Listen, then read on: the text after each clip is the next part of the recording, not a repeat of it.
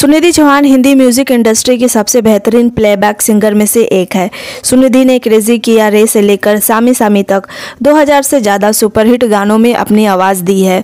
सुनिधि चौहान के गाने चाहे कितने ही पॉपुलर क्यों ना हो, लेकिन उनकी पर्सनल लाइफ कई उलझनों से भरी हुई है। सुनिधि को प्यार और शादी में सिर्फ धोखा मिला।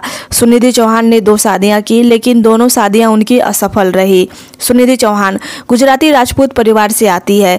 5 साल की कम उम्र से ही सुनिधि ने गाना गाना शुरू कर दिया था। सुनिधि में प्रतिभा की कोई कमी नहीं थी। छोटी उम्र में लोकल फंक्शन में परफॉर्म करना, कम उम्र में ही सिंगिंग रियलिटी शो मेरी आवाज़ सुनो का विजेता बनना। सुनिधि चौहान का प्रोफेशनल लाइफ जितना अच्छा रहा, पर्सनल लाइफ उनकी उतनी ही खराब रही। एक गुजराती लड़की जो मुस्लिम लड़के के प्यार में इतनी अंधी हो गई थी कि माँ बाप के लाख मना करने के बावजूद 18 साल की कम उम्र में अपने से 13 साल बड़े लड़के से शादी कर ली, और शादी करने का ये अंजाम निकला कि महज 1 साल के अंदर दोनों का तलाक हो गया। सुनिधि ने पहली शादी बॉबी खान से की थी और शादी के बाद ही दोनों में अनबन शुरू हो गई। इस वजह से दोनों ने तलाक ले लिया। तलाक के बाद सुनिधि अपने माँ बाप के पास वापस आ गई और फिर उन्होंने अपना पूरा फोकस अपने करियर पर लगा दिया। फिर सुनिधि को दोबारा प्यार हुआ और उन्होंने हितेश सोनिक से दूसरी शादी की। हितेश से सुनिधि का एक 5 साल का बेटा तेग है।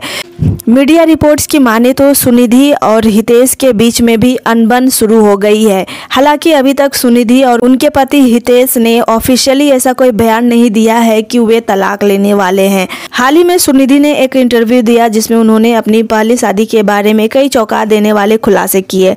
सुनिधि अपने इंटरव्यू में कहती है कि मैंने बहुत सारी गलतियाँ की है, ब्लंडर्स किए हैं, लेकिन मैं उनके लिए आभारी हूँ क्योंकि मैं जो भी हूँ उन गलतियों की वजह से ही हूँ। अगर वो गलतियाँ नहीं होती तो मैं बहुत बोरिंग होती। मैं लाइफ में अच्छी चीज़ों से चूक जाती, क्योंकि एक बार जब आप डार्क साइड को छू लेते हैं तभी आप उससे बाहर आते हैं और रोशनी को देखते हैं। आगे सुनिधि अपने शादी को लेकर कहती है कि जब मैं इस शादी में थी तब भी मैं अच्छा समय बिता रही थी। मैं जानती थी कि मैं गलत जगह पर हूँ, लेकिन मैं ये भी जानती थी कि गलत जगह पर ज़्यादा समय तक नहीं रहूँगी।